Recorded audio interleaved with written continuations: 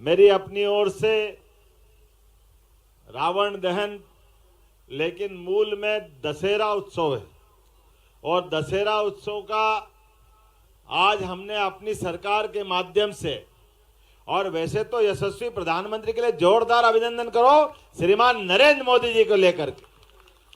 550 साल का संघर्ष था अयोध्या में भगवान राम के जन्म स्थान पर धूमधाम से भगवान अपने गर्भगृह में प्रवेश करे, यह सपना था लोगों का। कई पीढ़ियां बलिदान हो गई, बड़ी बड़ी लड़ाइयां रही, लेकिन हमारे अपने आराध्य प्रभु राम के मंदिर का, भगवान राम के जन्म स्थान का हमारा अपना अधिकार, उससे वंचित थे।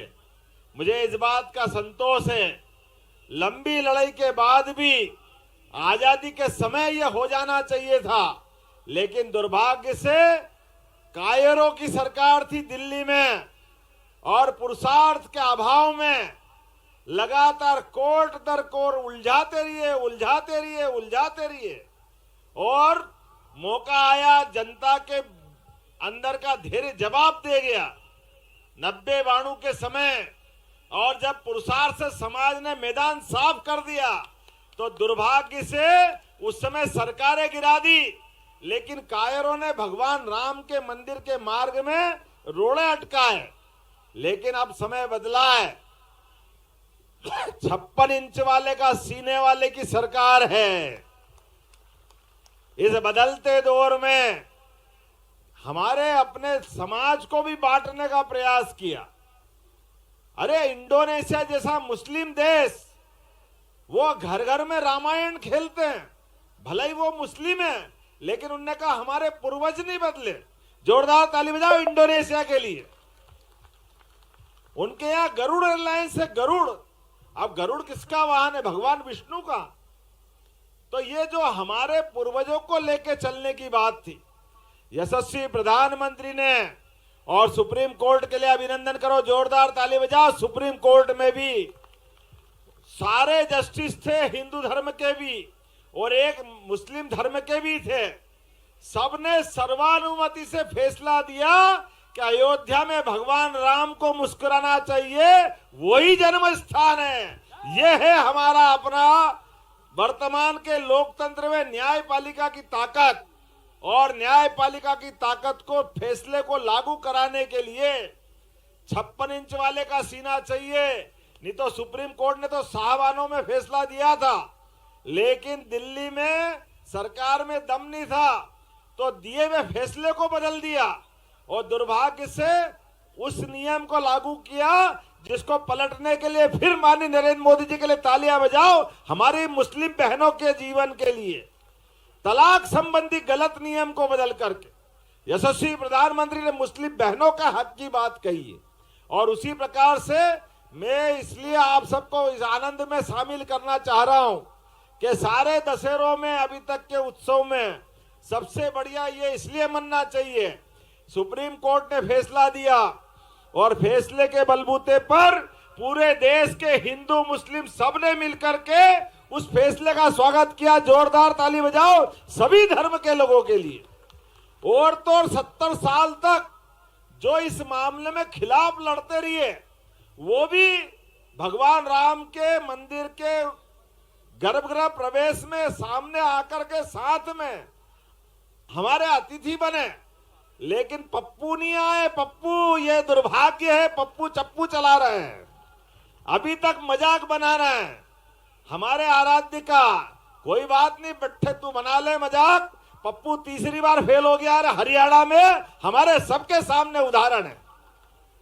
करो गलती, पूरे समाज का भावना का अगर अपमान करोगे, जनता एक एक चीज का हिसाब चुकता करती है, जनता भूलने वाली नहीं है। इसलिए इस अवसर पे आज तो हमारी सरकार ने पूरे प्रदेश में एक साथ शस्त्र पूजन मनाया। जोरदार ताली बजाओ।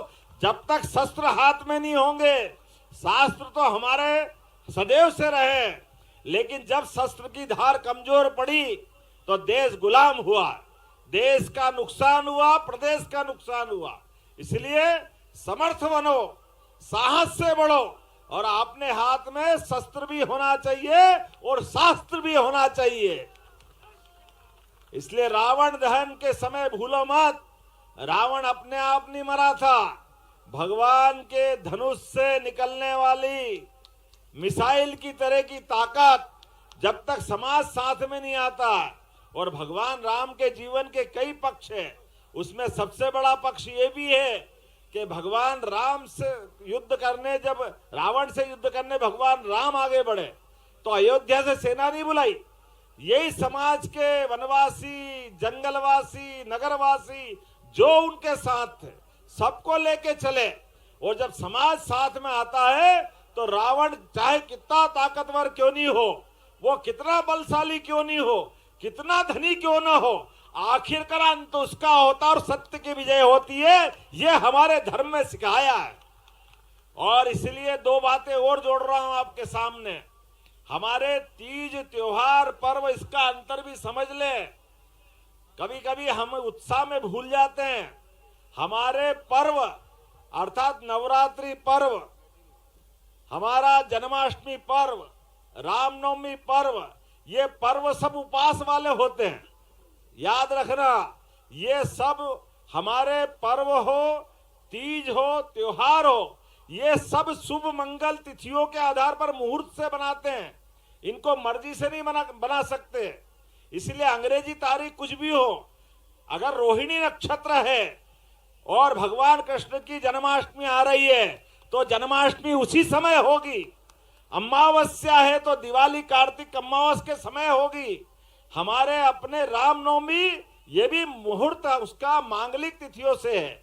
इसलिए आप और आपसे सबसे निवेदन है कि अपने त्योहार पे मंगल कामना देना चालू करना। हमारी बधाई दो, मंगल कामना दो, शुभकामना देने की जरूरत नहीं है। शुभकामना कब देते हैं?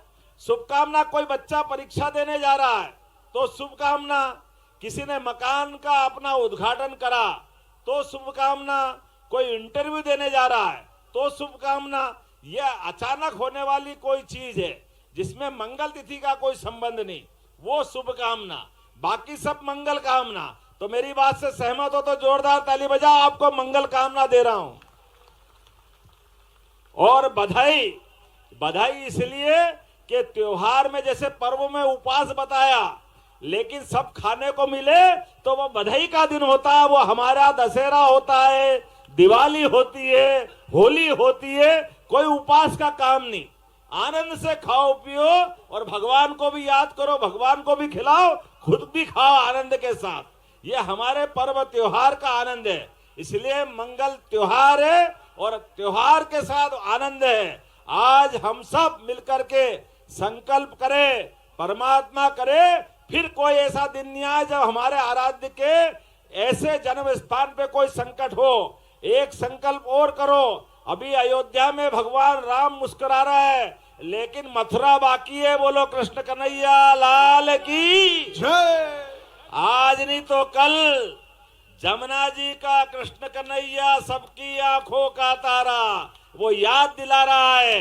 आओ अपने सारे देशवासियों, मथुरा में भी आनंद बरसे और माखन मिश्री खूब बटे। आज के इस अवसर पर यह संकल्प करते हुए दशहरे की शुभकामना, बधाई, बहुत बहुत धन्यवाद। जय जय श्री राम। जय श्री राम। माननीय मुख्यमंत्री जी से निवेदन